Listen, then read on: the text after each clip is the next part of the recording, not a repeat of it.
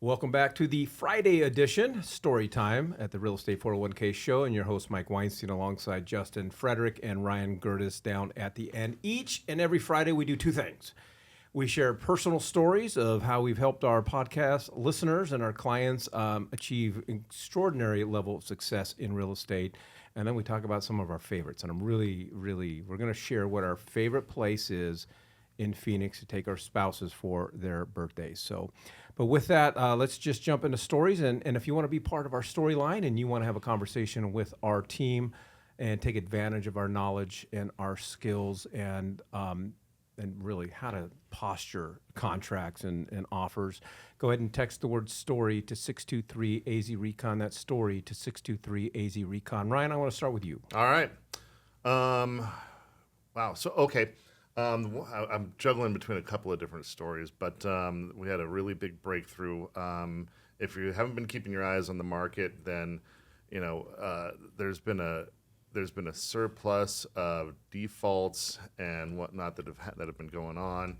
And one of those ways to avoid foreclosure is to do what's called a short sale. So you might have, if you've been watching any of our previous episodes, you might have heard us talk about it. But we've had this short sale that we've been negotiating for a while with the lender.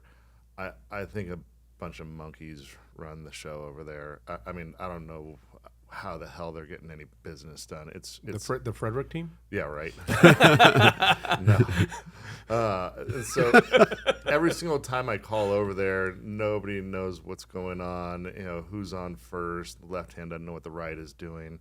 There's absolutely no systems in place. You can never get the same person on the phone.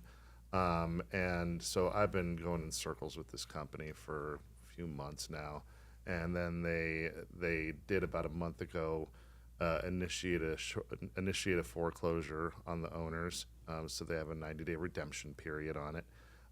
And finally, today, I got them to come on, tell me, give me the news. I got them to drop the foreclosure, and they're still in review on the short sale. Okay, but that was a huge win because finally we were able to get this thing completely escalated up top, and now we're talking to the actual decision makers. But it's unfortunate because they could have avoided a whole lot of expense, a whole lot of headache and grief if they would have just started right there with decision makers to look at this file. And so now, of course, now the sellers, there's a little bit of reprieve there. But there's been just unnecessary, just speed bump after speed bump with it. And so now that we're finally getting back You've lost on the road. A lot of hair over this one. Oh, asshole. So yeah, that's my story. That's my big win. Well, speaking of hair, how does Mike have more hair than both of us? I don't know. You know, this guy. I don't know. I got good genes, right? Well, this would be a really good time to just say if you're listening to this podcast and you're in default, meaning behind on your mortgage payments, or a family member and a friend are, there is light at the end of the tunnel, and there is hope, and there are options out there for you. And I am just telling you, we are some of the best at helping people go through these periods of times, these seasons in life, and really do a lot to provide those options and give hope and solutions. And if you fall into that category, you know someone that does, go ahead and text the word default to 623-AZ-RECON. That's default to 623-AZ-RECON. Justin? All right, so I have a good one. I had an agent that was trying to hide me from a client because the client she's very tough to work with. That's what the agent said. And she was with 7 other lenders before me, said that they were wasting her time. She didn't like what they had to say.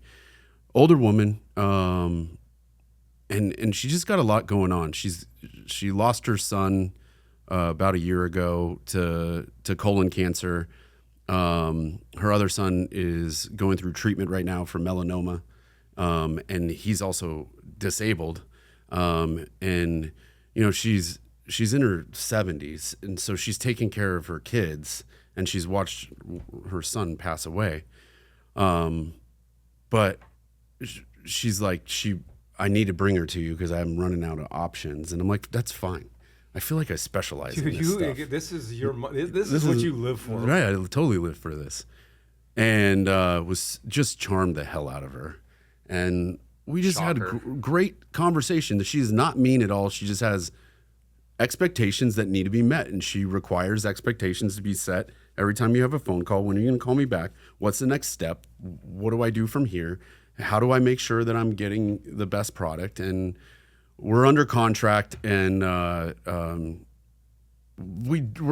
today we were talking about locking in an interest rate, and I couldn't tell her to lock it in. I was just telling her, this is what people are saying, this is what you should do, this is what I can offer to do for you. And she's like, you're trying to put all the weight on my shoulders. And I'm like, yeah, I am. I don't want to be the guy to tell you to do this because I know how you are. And we just had a great conversation. So at the end of the day, I feel like I've made a friend here, and I've really enjoyed it since the initial conversation. And I don't know how anybody could have such a hard time with this woman. She's great. And so that's my win. It's more of like a people win, right? And I've just absolutely enjoyed it. And she's actually brought my day up every time I talk to her. That's great. So she's good people. Nice. Do we bring your day up every time you talk to us? I mean, Ryan does. Just kidding, buddy. I tried calling you last night, and you're like, "Oh, it's my wife's birthday."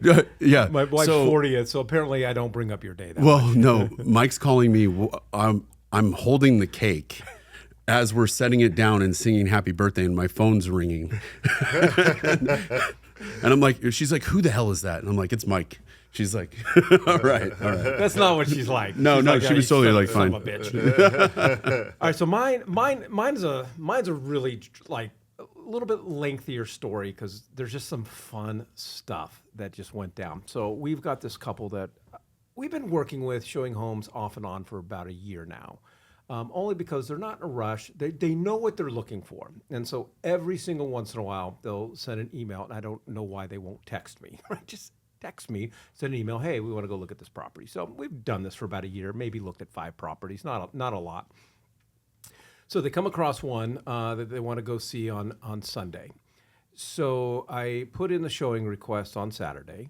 And now, mind you, Ryan, this is a $525,000 house, okay? Not a $30 million house, a $525,000 house. So he sends an automatic reply saying that we need their financials, we need their pre-qual, we need proof that they can qualify and all this stuff. And I'm like, dude, and we're at coming soon status. I'm like, bro. Little overkill. Yeah, and it's a vacant home. And I'm like, I'm not doing that.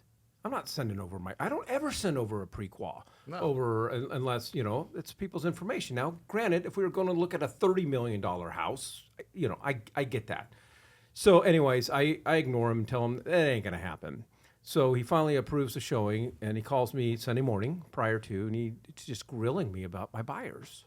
And I'm like, all right, dude, whatever. So I answer some questions, and he goes, all right, I'll meet you at the property. So now he's one of those agents that's got to meet the agent and the buyers at the property. Makes it all awkward. You're over there trying $525,000 house. Now, I walk in, it gets worse, but he's a cool dude.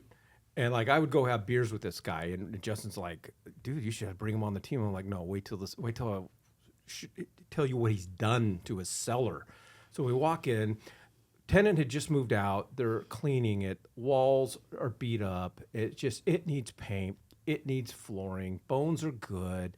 And we walk in, and right away he goes, "Yeah." He goes. I know this house needs a lot of work. Don't worry about what that list price is. We're just looking for an offer.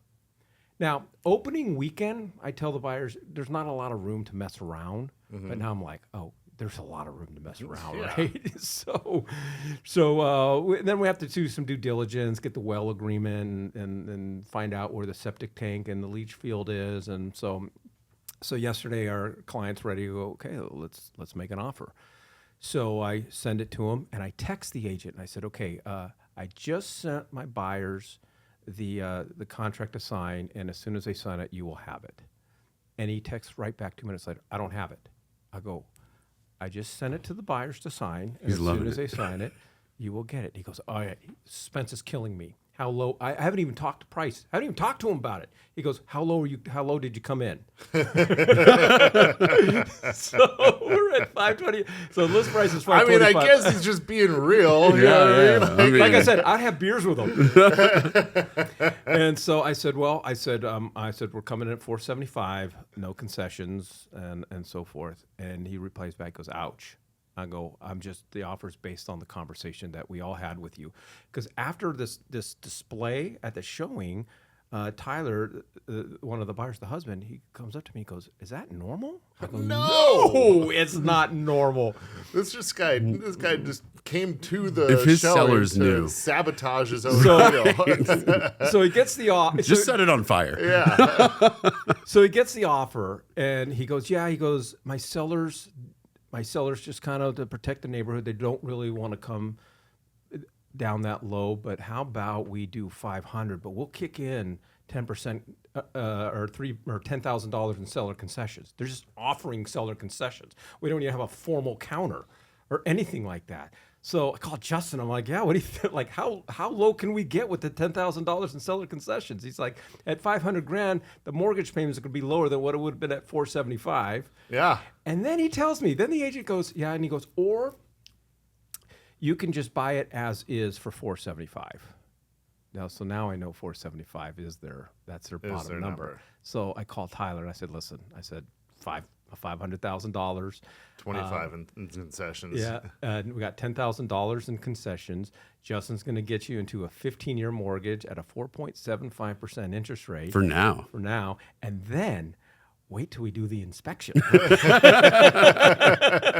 Yeah, Tyler calls me about that all concerned, and I'm like, dude, don't be concerned. This is their strategy. They're really good at it. This is just to, start the process, get it locked down, get them locked down, and then there's going to be movement. Yeah. So he's like, cool. I have just never had a listing agent just be that. What I ended up doing, I started second guessing myself.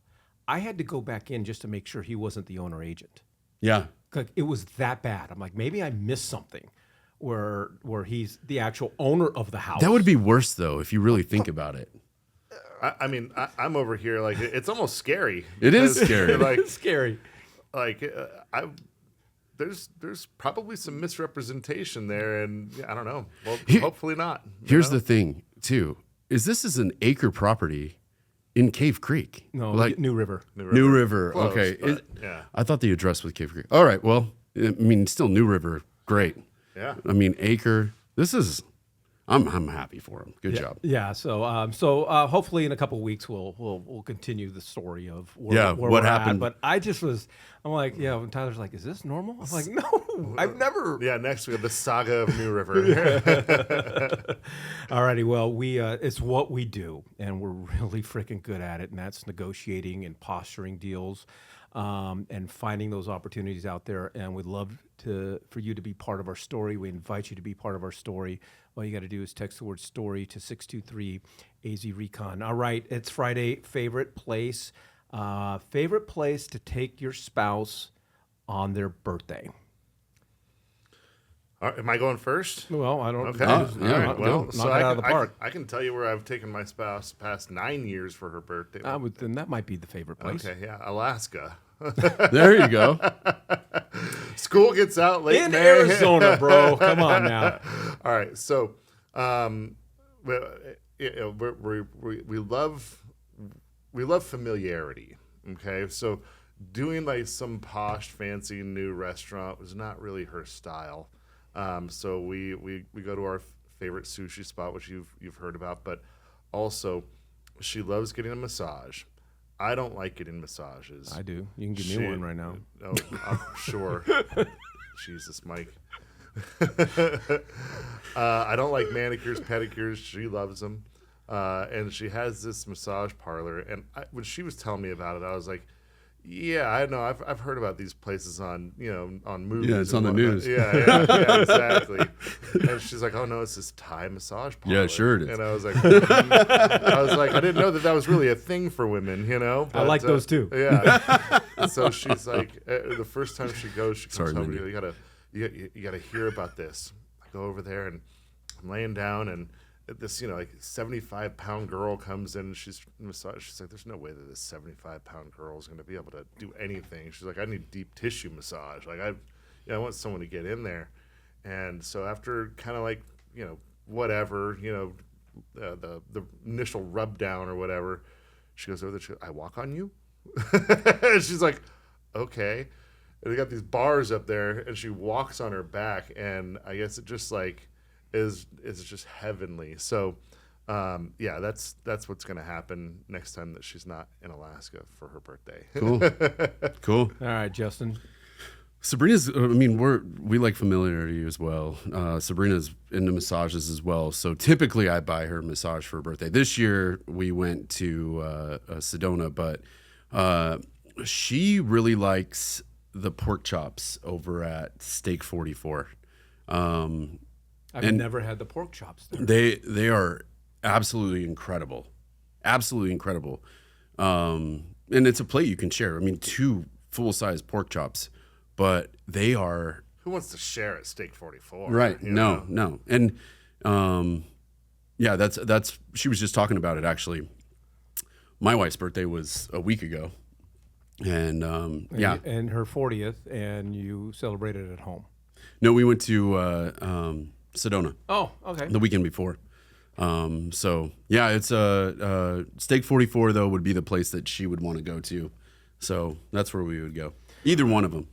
Yeah, so I don't know why. And by the way, the reason I brought this topic up today is my wife's birthday. So Happy I birthday, would say Mindy. Happy birthday, Mindy. would- Sorry about what Mike said earlier about the massage place. Sorry about Mike in general. Yeah, you're a good, you're a good Why woman. don't you text her and ask her how many episodes she's ever listened to? So I would say happy birthday, babe, but it's Yeah. she's not going to listen. So I started this thing. I just take the day off. I block off the day, and my wife's favorite thing is breakfast. So we got the 40th Street Cafe. I take her to that. I take her shopping. She loves to go to Last Chance and whatever. And then we do couples massages at Elements. And then her favorite food though is Italian. And so we got this Italian place called Nick's. It's on Frank Lloyd Wright, someplace over there in Scottsdale. And it's just something we just do every year. It's kind of cool. It's a cool romantic place, locally owned, and some really good bread. Oh my God, I freaking love the bread at just about any Italian restaurant. Awesome.